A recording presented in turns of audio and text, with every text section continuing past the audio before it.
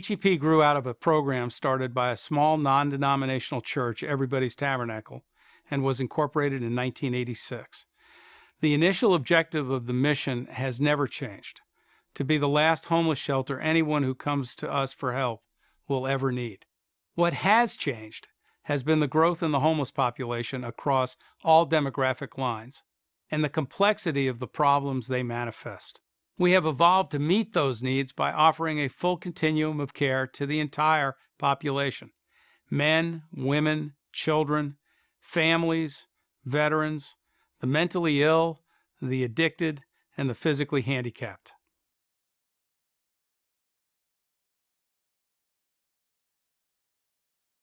Our short-term objectives are to help those who come to us successfully deal with the underlying causes of their homelessness, and to help the adults to achieve stable and independent living and improved incomes.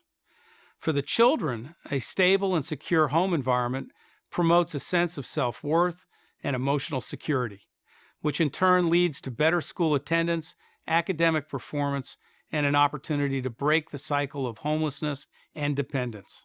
Our long-term objective is to remain financially viable while continuing to expand our housing capacity, our services, and improve our measurable outcomes.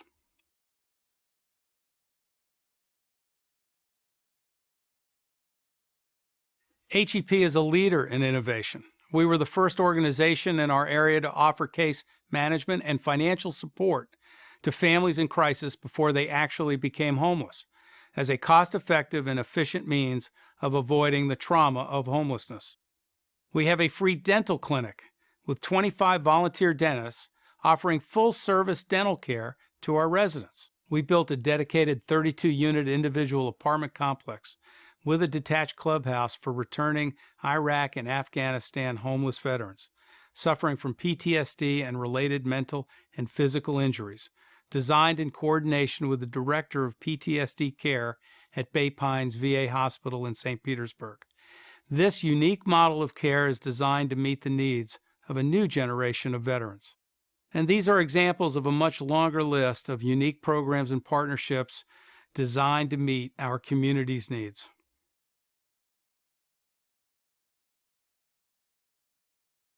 We follow a strenuous process of continuous quality improvement with published goals and measurable objectives, which our entire team understands and accepts.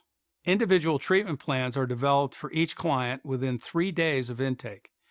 These plans identify and evaluate the client's medical, physical, psychosocial, environmental, and financial strengths, needs, and resources, and provides a blueprint for meeting short and long-term objectives. We have formed a series of strategic partnerships with other agencies, including the BayCare Health System, which provides a dozen on-site healthcare experts in physical and mental health, as well as addiction services and family counseling, to augment and support our case management services. In the 12-year partnership with BayCare, we have realized over $20 million of documented community health savings in avoided hospitalizations and emergency room visits.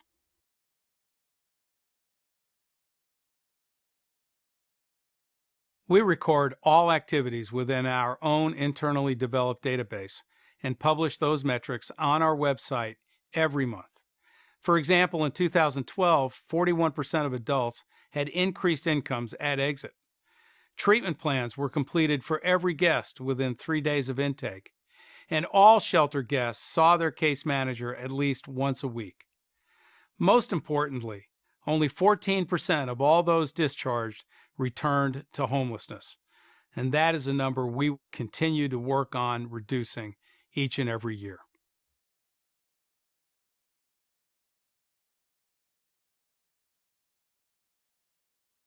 Thanks to the stereotypical portrayal of the homeless by Hollywood and the media, the homeless are portrayed as primarily single males, panhandling in streets and parks, and homeless shelters as nothing more than soup kitchens and dormitories filled with cots.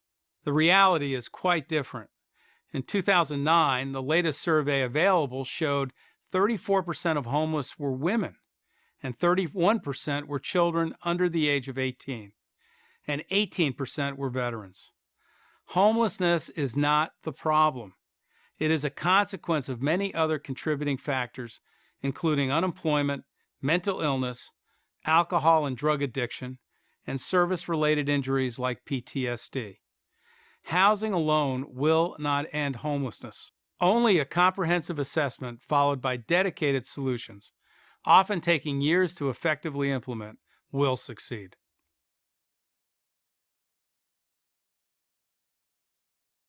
We have received the Points of Light Foundation's Presidential Service Award, and our founders, Otis and Barbara Green, received the Norman Vincent Peale Foundation's America's Award.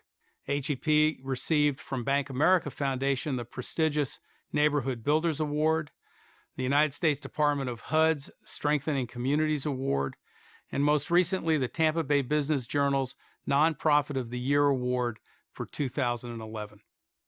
And we are proud to have been awarded the highest rating of 4 stars from Charity Navigator for 3 consecutive years for our financial integrity and efficiency.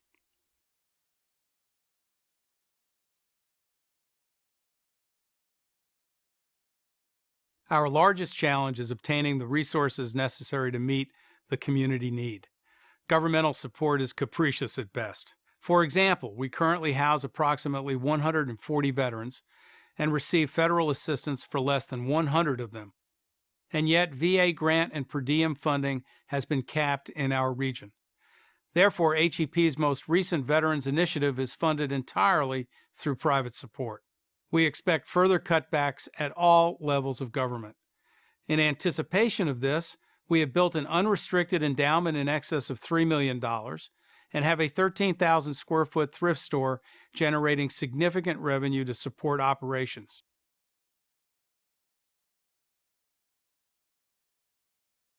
Our 8-acre campus has 2 acres undeveloped because of financial limitations. Given additional resources, we would add to our permanent supportive housing, and we would purchase an additional 6 acres, which are adjacent to our campus, for the development of supportive family housing, which is in critical shortage.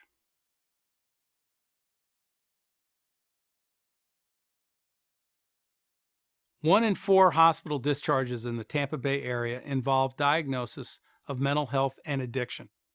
We've entered into a partnership with BayCare Health Systems to provide a runway of care, which will involve dedicated housing on our campus to address the mental health and addiction needs of the indigent and working poor, which are significant contributors to homelessness and with which we have decades of experience in providing. Combining our skill set with the clinical expertise of a major healthcare system will allow us to develop an accountable care model which could be duplicated throughout the country.